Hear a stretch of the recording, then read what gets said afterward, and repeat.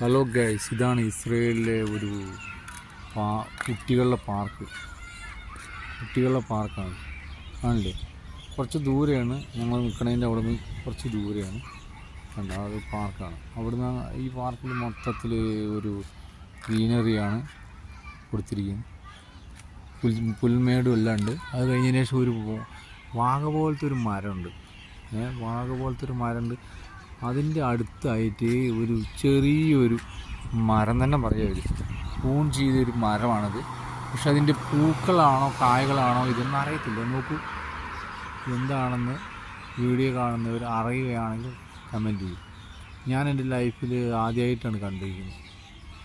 യൂട്യൂബിൽ പോലും ഞാൻ ഇതേപോലത്തെ ഒരു മരമോ പൂവോ കണ്ടിട്ടില്ല. അതുകൊണ്ടാണ് കഴിഞ്ഞത്. അത്ര വലിയ ഹൈറ്റൊന്നുമില്ല, ചെറിയ ഒരു